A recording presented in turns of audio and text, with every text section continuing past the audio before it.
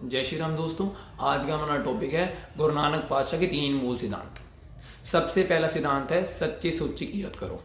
सच्ची सुच्ची किरत क्या होती है कि जिस कर्म से आप अपने घर में धनराशि ला रहे हो, जिस भी कार्य से आप पैसा कमा रहे हो, वो भगवान के हिसाब से एक नंबर होना चाहिए। देखो, अगर आप कोई भी मान लो दुकान वगैरह का काम कर रहे हो, अगर आपको किसी भी कस्टमर को 2 किलो देना है सामान, तो 2 किलो से ज़्यादा दो, 2 किलो से कम ना दो। चाहे 2 किलो 10 ग्राम दो, 2 किलो 5 ग्राम दो, चाहे 2 किलो 2 ग्राम दो, सही है, लेकिन 2 किलो से कम नहीं होना चाहिए। अगर आपको बिजनेस कर रहे हो तो उस बिजनेस में ऐसा होना चाहिए कि जो वो चीज़ भगवान के हिसाब से खाना गलत है या फिर जो काम भगवान के हिसाब से करना गलत है, उस चीज़ का बिजनेस करना भी गलत है। जैसे भगवान के हिसाब से मांस खाना गलत है, अगर आप मांस का बिजनेस करोगे तो भगवान के लिए भी 2 नंबर में आएगा, वो सच्ची सुच्ची किरत में नहीं आएगा। अगर आप कोई भी जॉब कर रहे हो तो उस जॉब में अपना 100% दो, तो ये सच्ची सुच्ची किरत में आता है। ये है भगवान का पहला सिद्धांत। गुरु नानक जी का दूसरा मूल सिद्धांत है नाम जपना। जो इंसान रात को 12 से 6 के बीच में उठकर खुदा की इबादत नहीं करता ना, खुदा का नाम नहीं लेता ना, भगवान का नाम नहीं लेता ना, वो भगवान की नज़रों में मरा हुआ है, मुर्दा है। राबिया एक दिन अमृत वेले नहीं उठ पाई क्योंकि उन्होंने पिछले दिन ज़्यादा खाना खा लिया था। इस वर्ष वो इसी वजह से वो अमृत वेले नहीं उठ पाई। तो उस दिन सब गांव वालों को एक ही सपना आया कि राबिया मर चुकी है। तो राबिया ने कहा, हाँ मैं तो खुदा की नज़रों में मर चुकी क्योंकि मेरा आज अमृत वेला छूट गया। तो आप ये देखो, एक दिन अमृत वेला छूटने से वो खुदा की नज़रों में मर गई। तो हम तो जीवन भर हो गया, हमने तो अब तक अमृत वेला संभाला ही नहीं, तो हम तो खुदा की नज़रों में मरे हुए हैं, मुर्दा हैं। तो इसलिए अमृत वेला संभालें। तीसरा गुरु नानक जी का मूल सिद्धांत है वर्ण छको। वर्ण छको मतलब बांट कर खाओ।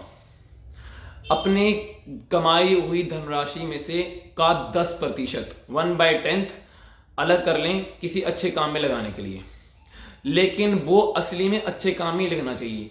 मान लो कि आपने 100 रुपये किसी गरीब को दिए, अगर उस गरीब ने उसका गलत इस्तेमाल कर लिया तो उस गलत इस्तेमाल करने का पाप आपके सर पर चढ़ेगा, क्योंकि आपने उसको 100 रुपये दिए इसलिए वो कर्म कर पाया।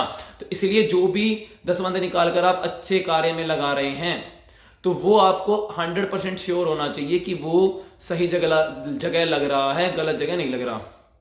अब आते हैं औरंगजेब पर। औरंगजेब ने जितने भी पाप किए, लेकिन औरंगजेब क्यों नहीं हार पाया किसी से भी? उसके पीछे रीजन एक था, क्योंकि औरंगजेब में एक अच्छाई थी, वो सच्ची सुच्ची किरत करता था।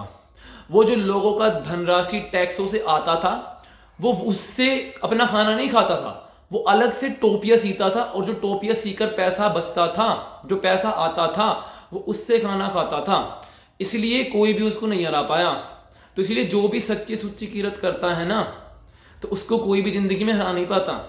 अगर आप सच्ची सुच्ची किरत करें, अमृत वेले उठ के भगवान का नाम ले और 10% धनराशि किसी अच्छे काम में लगाएं, तो आप अपनी फील्ड पर टॉप पर होंगे और आपको कोई हरा नहीं पाएगा। अगर आप 10 नहीं निकालते तो आपकी जो बाकी बची हुई कमाई है वो भी 2 नंबर की कमाई में आ जाएगी, वो भी आपके लिए जहर हो जाएगी। अगर आप 10 नहीं निकालते तो वो पैसा जो है ना, जो आप अच्छाई में नहीं लगाओगे, वो आपकी डॉक्टरी में, मेडिकल में या फिर वकालत में चला जाएगा। तो इसलिए 10 निकाल दें। अगर आपको ये वीडियो अच्छी लगी हो तो लाइक दिस वीडियो। अगर आप इस चैनल पे नए हैं तो सब्सक्राइब टू दिस चैनल और बेल नोटिफिकेशन भी दबा लेना, जिससे आप आगे आने वाली वीडियोस को मिस ना करें। जय श्री राम।